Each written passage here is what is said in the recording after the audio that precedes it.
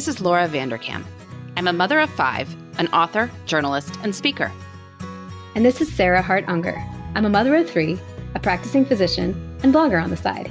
We are 2 working parents who love our careers and our families. Welcome to Best of Both Worlds. Here we talk about how real women manage work, family, and time for fun.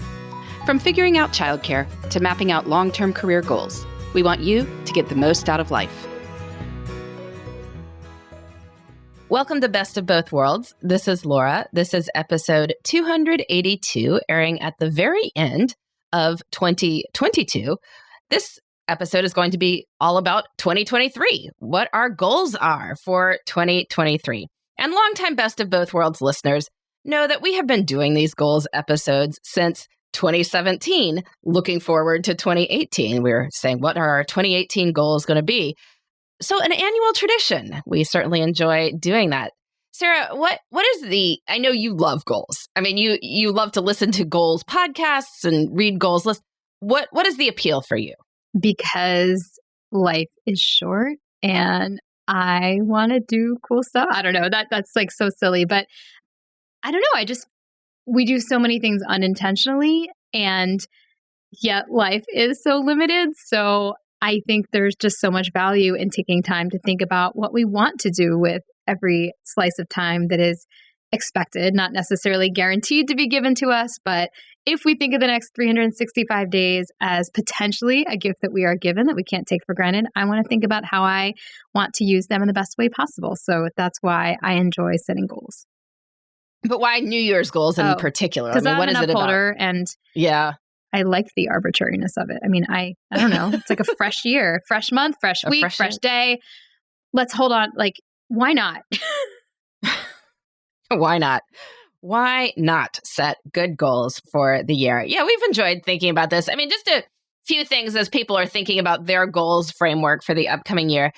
Sarah has a great phrase that goals are here to help us, not harm us, right? So if something makes you feel bad about yourself and otherwise like you are a failure, perhaps that is just a goal you need to not deal with for a while and put that somewhere else and not have that going on in your brain. Specific and reasonable goals often tend to be the most doable. Another thing is to put the goals somewhere that you can check in on them during the year. So recently when Sarah and I did our year in review episode, we went back and listened to our goals 2022 episode from last year to see what we had said. And I think we had tried to check in through the year. We did a mid-year goal update as well. And that just helps, like with remembering, like what did you actually want to do? I mean, because if you don't look at it, it's kind of hard to remember some of them. I mean, some are big enough that you probably will remember. I mean, we both were planning on moving this year and we didn't forget to move. But there are many other things that could be a bit more unclear, like, I forget. And buy earrings. Buy earrings, yes. And you're like, did I ever get around to buying earrings? You may not even have remembered that was a goal until you looked at it on the list. So making it somewhere you can see and when possible, putting actual dates and events on the calendar is also helpful for making sure they happen. Yeah, I recommend looking at your annual goals list at least every quarter or quintile if you use those units of measurement, because any less frequent than that, and it's unlikely that you're going to be able to make meaningful progress on things, mostly because they just won't be top of mind. So I would set that as a minimum. Excellent. Well, with that in mind, since this may wind up as a lengthy episode, we're really into goal setting this year, we'll go ahead and dive right in. So, Sarah, we're going to start with the category of work. And I think you have sort of work as in your clinical work, and then you have work now as in your blog and podcasts and various other courses and all that, your creative work. So what are your goals for 2022 here? Yeah, I'm going to combine them into the category this year for the first time in a while. I only have one real clinical work goal. That's not to say I do not want to be an excellent clinician. I just don't really have new stuff that I'm working on this year, other than the fact that I really want to go to an in-person conference like I wanted to last year and see all my old colleagues. And yeah, that's just really a goal and something that's really important to me because I want to feel connected to the pediatric endocrinology community, and being able to see people who do that elsewhere is a big part of that. So definitely my biggest goal from a clinical perspective. From the BLP, shoebox, BOBW, whatever empire, I want to successfully run the first cohort of Best Laid Plans Academy and learn from that and launch future cohorts. So hopefully that part of my offerings will grow. I want to pitch myself as a guest on some of the kind of bigger podcasts that I enjoy listening to, understanding that not everyone's going to want me starring on their podcast. But hey, even if I ask 5 people and I get one yes, that can be meaningful in terms of getting my material out there. And then that was it. Those are my 3 work goals. Excellent. Those are awesome. Yeah, I should do some more podcast pitching now that you've reminded me that I should do that. So my big work goal for the year is to sell the back catalog. And in the writing book world, back catalog means basically your old books. So the new ones at the front of the catalog, where you're looking at a big catalog of book offerings, but the ones that would be in the back, so still in print, but are not, actively being sold anymore. Anyway, I've written a lot of books, some of which I think are decent. So I want to get them out into the world. I got a message on Instagram recently from somebody who told me she was reading 168 hours and found it very helpful, even though it was written in 2009. And I'm like, hey, that's probably true. Maybe other people would have that experience. So I made a print up of how many books I had sold of the various different titles. And I want to see that number for all of those be significantly higher at the end of 2023. So I need to figure out how to do that, how to interest people in some older books.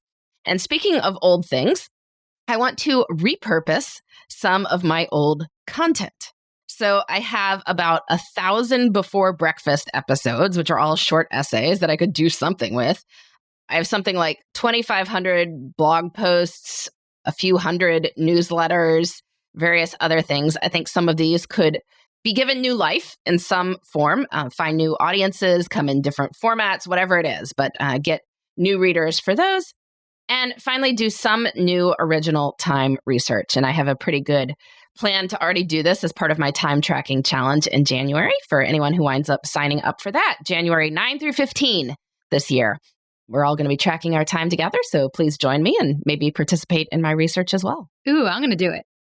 Okay, awesome. All right. Our next category of goals, I made some random categories this year. I don't know. Okay. Going a little off the rails, but that's okay. I made a fitness category just because it didn't feel totally in the personal category, although that's really where it belongs. But as we talked about in last week's episode, I want to make this a big running year. So I'm just going to say I'm going to want to make 40s PRs. So that means like personal records since I turned 40. And I'm currently 42 and I'll turn 43 and hopefully in 2023.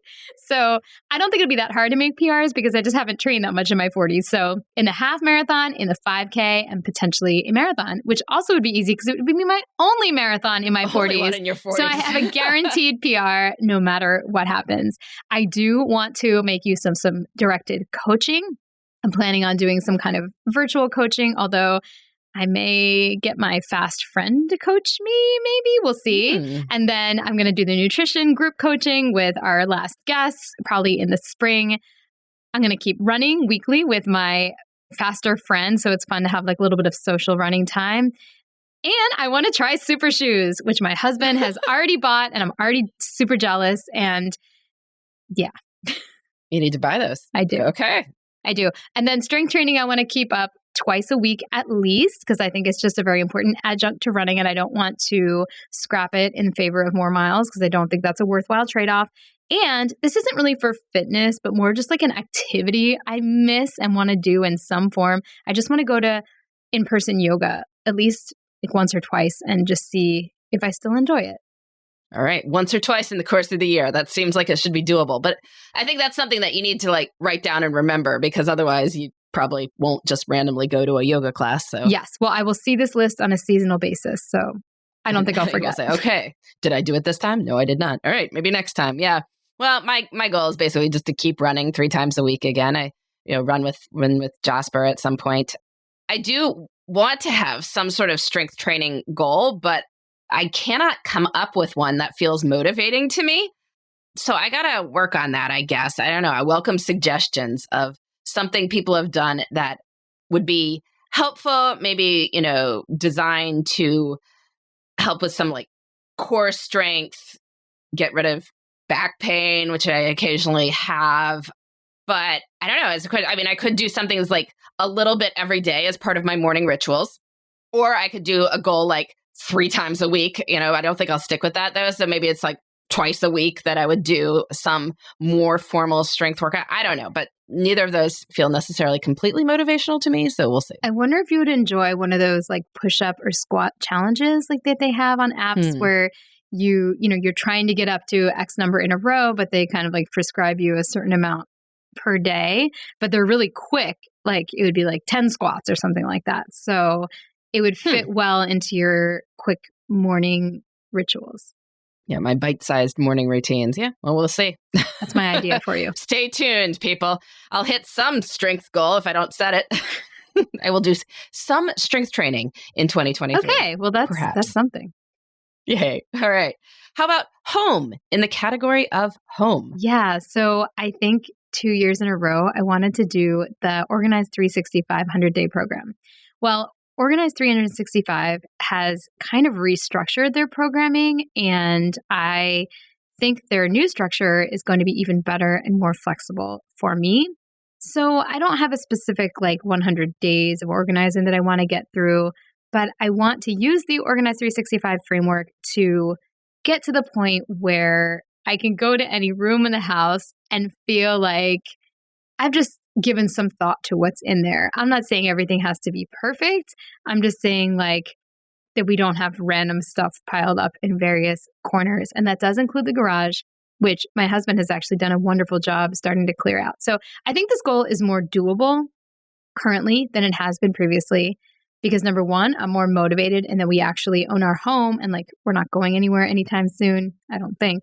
And number two, the kids are just a little bit older to the point of I could be in the garage or be in a different room organizing and not feel like I'm like needed somewhere else every 2 seconds, like during the afternoons when they're reading or on screens or whatever. So, yeah, I think that part is key, right? Because it's just so hard to like, if you're taking time that you don't have kids with you when they're little to like do this stuff, it just feels sort of defeating. Like you're doing chores with the time you don't have the kids. But then it's like once they're old enough to entertain themselves, you get open time on like weekends and evenings again. And so you can do some of this stuff. Yes. Like once every minute's not like precious because there's really only 37 minutes that you're not watching a kid in the entire day, you can do more things like this. And Lisa Woodruff does say, she's the founder of Organized 365. This is all non-sponsored, by the way, although they are a sponsor of our podcast or have been, that when your youngest child turns 5, that is a golden window of opportunity of your life and you're able to just fit more in. So we'll see if that's true. And speaking of things you want to fit in. My other home/organizing goal is I would like to get my car washed. And I'm not saying like, oh, I want to get it washed once a month or something. Like, no. Like, I just want to get it washed, period. So like theoretically, this could happen like tomorrow. But it won't. It won't. So I want to get like the deluxe wash where they vacuum out every crumb and every whatever from the interior. And that'll be good. I can't wait. All right. Well, let's take a quick ad break and we will be right back to talk a little bit more about Sarah's home goals and get to mine.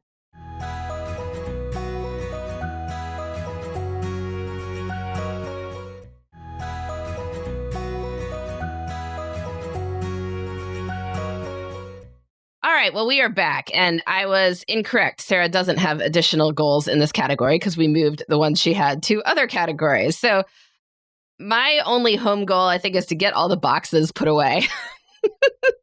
Seems like in the second year of living in this house, that should be possible, maybe. Although the areas where there are still boxes are some pretty, intense boxes like basement and storage room. So we shall see how much that winds up happening. But I did clear out the guest room where there had been like 24 boxes over the course of the year. So it might happen. We'll see. I think it'll happen. Okay. Other hobbies and purely fun and frivolous things. So what do you have in this category, Sarah? Yes. So for reading, I kind of created this reading plan, which is to at least aim to read about 10% of a novel and 1/14 of a nonfiction book each day. The 1/14 came from the idea that then you could finish a book like in 2 weeks. So you'd finish a book every 2 weeks, or about 2 nonfiction books per month. It would average out to, and then something like 36 novels a year. So that would add up to 60, which is more than I usually read. I usually hover in the mid 40s, from 40 to 50, basically. And people are horrified at the amount of structure, but what they don't always appreciate is that when I set goals like this, I am not there to beat myself up when I don't meet them. I'm totally cool if I don't meet them. It's just a benchmark to shoot for. And I'm very kind to myself when it comes to goals I set for myself that I know are completely frivolous. So for me, this is fun. For others, they may think this is terrible. So only do it if you would think that was fun. You say a gentle application of this. Gentle application. For music, I want to go to at least 3 concerts, and I already have 2 concerts booked, I believe. And I do not have Taylor Swift concert booked because I just didn't get tickets yet. And every time I go to the ticket broker sites, like the secondhand, it's just like shocking how high the ticket prices are. So we will see if maybe they arc and come back down, whether this will become a reality for me. But even if I can't see Taylor, I want to go to at least 3 concerts. And then I do want to kind of revisit my prior music-related goal and try to pick one album to play in full each week. Now, I am a very regular listener to the podcast All Songs Considered, and they do a Friday roundup called New Music Friday, as well as often in like a weekly mix. And so I do listen to that, and I think it would be fun to just pick one artist that I've heard from that podcast and just play the whole album. So we'll see how that goes. And when would you be listening to this music? Like what? I listen to a lot of music when I drive home from work. I usually do podcasts on the way to work, and I do music on the way home from work. And sometimes I do music when I'm just like cleaning up at home, or the kids are hanging out and I just want to like cultivate a more peaceful atmosphere. So I do play music regularly. It's just that lately I've just been playing like Christmas music and Taylor Swift, and I want to play other things too. Be a little bit more diverse in the choices that are available to you. Exactly. And appreciate, more of the wonderful artists that put their work out there. And then in terms of other not frivolous, but like sort of the arts, I want to go to at least 2 movies in the theaters, 2 live plays, 1 art museum, and 1 ballet. I think that would be a great menu to shoot for the next year and doable. And then finally, I recognize this goes against what many people are perhaps trying to do with their habits. But I want to sit down and watch a TV show once a week, either with Josh or with myself, but like fully watch that show. That might mean that that's a night that I excuse myself from my novel reading. I think that would be a you won't get 1/10 of your novel done on that night. Correct. But I just like miss getting into certain shows, and I have watched very little TV this year. But then the TV that I have watched was like great. Like I don't believe in like haphazardly, turning some station on and just like watching the news or something. But like having a series that you really love and look forward to maybe watching an episode of each week can be a lot of fun, either solo or as a couple. So I just want to get back to that. All right. Sounds good. All right. Well, in my fun and frivolous category, again, some of these not so frivolous, but some more so, my reading project for 2023, what I want to do is read all the works of Jane Austen. So there are 6 novels that she is sort of known for. 2 are actually posthumous, but there's also her Juvenalia, which is not as well known. But I figure if I'm going to read all the works, I'm going to go through to the ones that are before the 6 novels that she's known for as well. I have my eye on a particular box set that includes at least some of her early works in the Juvenalia, the Love and Friendship novel. And then I figure I can find the rest through like Project Gutenberg of her writings that were not particularly published in novel form in there. But then there's the 6 of them. And it comes out, I think, about to 3,000 pages in the version I'm looking at. So that would suggest about 10 pages per day in the course of the year to leave some space for the also non-canonical Jane Austen writing from Project Gutenberg or something. So that would be the plan. And 10 pages would probably be pretty doable. I think that's because the font won't be the Shakespeare size anthology font. It'll be slightly bigger. So it probably won't take more than, again, 15 minutes a day to get through. But My goal for my reading projects is always to read something I haven't read a whole lot of before, and I haven't actually read that much Jane Austen before, which seems crazy, but I haven't. And then also that it would be worth doing, meaning that it's sort of stood the test of time, right? That people know these works and they have been around for a very long time. So that's my goal there. A couple more. I'm going to write my sonnets this year. And I've said this a lot of times before. I'm like, I'm going to write like a collection of seasonal sonnets. But this year, it is my daily writing project. And what I'm going to do is write 2 lines in iambic pentameter per day, which gives me 1 sonnet per week, right? So there are 14 lines. And that is, so 2 lines a day. That should give me 52 in a year. So I probably need to brainstorm some topics, because the funny part about it is that 3 of the days are going to be kind of easy. And then the others, they have to match the rhyming scheme. So I'll have to think about how that goes, like which days I want to do the harder versus the not. But my very unartistic brain was like, well, you could like make a template and then just fill it. That's wrong. Don't do that. I do plan to go to Taylor Swift this year, but I won't rub it in. You know, the irony is, since you had access to the like fan, you could have bought my tickets. I'm just saying. I didn't think of it then. I didn't ask. Yeah, it's true. Well, anyway. Too late now. and then, you come to Philly to do it. But, and then I want to put singing in the 3 times a week category. So the upside of this is it makes me track it, right? So I'm already usually singing twice a week at least, with choir rehearsal and church. And often I do practice the music at some other point too, but I want to add one more sort of focused practice session. And maybe I will actually look up some videos on like voice, lesson techniques and all that, and hopefully improve in that category. Cool. I love it. And don't worry, I did not expect you to get me Taylor Swift tickets, and I'm going to go. So don't worry. It's all going to work out. All right. Kids and family.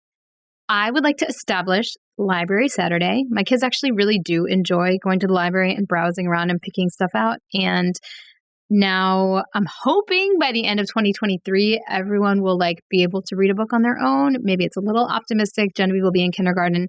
I feel like she's been like an early reader, but then kind of has stalled out at those 3-letter words because she doesn't like to put too much effort into things sometimes. So we'll see how that goes. But Library Saturday will hopefully encourage the habit. And I think it would be super easy to just go from gymnastics straight to the library to home. So that can be our routine.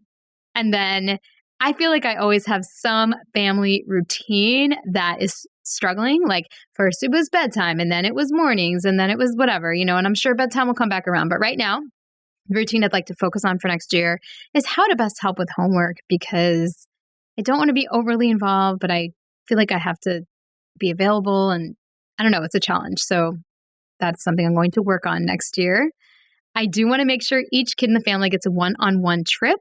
My guess is that Josh is going to take Cameron on like a snowboarding trip again, and I'm going to take each girl on their own trip, but we'll see how that shakes out. I want to see my niece Miriam and my sister at least twice, and my parents at least twice. Now, one of those maybe could be overlapping, see them both at the same time. We'll see. But I feel like I haven't seen either of those enough, so I'm going to try to increase that. And then finally, I want to up my packing game for vacations. Not to the point of you, Laura, where I have like one backpack for each person, because I just don't see that happening. But to just be more organized and think through what my kids will wear the way I think through what I wear, and maybe try some packing cubes, which seem to be all the rage these days. Gotta get the packing cubes. Yes, exactly. So let's see. In my kids, family, relationships category, so I want to put couple time in my, 3 times a week is a habit thing. And, when I first wrote that down, I'm like, no, okay, that is not what I mean. Not that would be a terrible goal. Not that that's a terrible goal.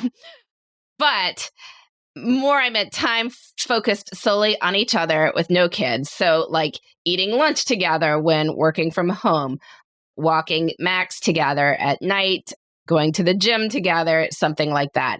And of course, if we have a date night, then that would be one as well. But by putting it in my 3 times a week is a habit category, then I track it, right, as part of my Tranquility by Tuesday scorecard. So that and singing are going into the things I'm tracking as well. And, I think it'd be good. It's good to try to spend a little bit more time together, especially as the kids get older and don't need us as much every single second. I am going to aim to get together with friends twice a month. I'm getting better at this, I like to think. It's just about making space for it, right? Same as anything else. And just do more big kid activities when we have Henry with a sitter. I'm doing some big kid travel, which is exciting. Could obviously do some more individual days. And then really come up with some more non-screen activities with Alex, because that is what he will do all day. And then he's quiet and not getting into trouble. Whereas when he's not on it, then he often is. But you can't just do that all the time. And we've had him in a lot of activities, which is great. But he's going to be in fewer come, the next bit in January. And I'm not sure that I want to add more driving to my life. So we're just, I got to sort this out, what he's going to do. But anyway, that's what I've got there. I feel like he needs a 2023 reading project. Maybe. I mean, he's read all the Dog Man books, the, Diary of a Wimpy Kid books. Yeah. Yeah. Well, maybe we'll find him a new series there. All right. How about your financial goals? I'm hoping that since this will be my first year being completely part-time for the whole year, that I can earn the equivalent of my 40% that I'm not working at my clinical job through my other stuff. I think I'm on track to be able to meet that milestone, and I think it would be a fun and gratifying one. I still want to have a savings goal somewhere in that 15 to 20% range. And then I need to finish estate planning. We started this so many years ago and haven't finished. And then our excuse was, well, we didn't own our house and that's going to complicate matters. But now we do, and it needs to happen. So hopefully this year. This is the year. Sounds super confident. You can tell. Yeah. No. Well, you're either going to do it or you're not. I'm not sure of the point of setting a goal if you don't actually intend to do it, but we're going to do it. You're going to do it. Okay. I don't know if I have a financial goal per se. It would be nice to match or exceed my 2022 income in 2023. It's somewhat random at any given year. I mean, you'll find this out as you're working for yourself, that it is a lot less predictable than if you are getting a salary. But I think the most straightforward way would be do more with marketing my speaking. That would be a category that could go up pretty easily just by booking more events. And in order to do that, I just need to do some more marketing. So that will be, I guess, part of the goal for that. All right. How about travel? Yeah, we have so much awesome travel planned for next year. So I don't have them as goals per se, because they're already booked for the most part. But things that I haven't already booked that I want to do is I want to somehow figure out how I can see some fall leaves. I feel like this is going to be my year.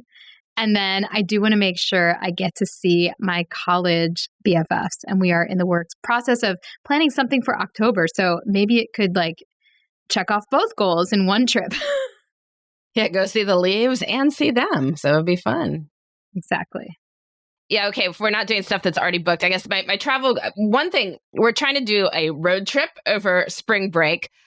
So I want to make sure that is a good road trip, right? It's, we're going fun places. We have fun things planned, that we're not just sort of doing it because that's what we were going to do. I don't know. Anyway, various people want to do certain things. And so this is a way to accommodate that.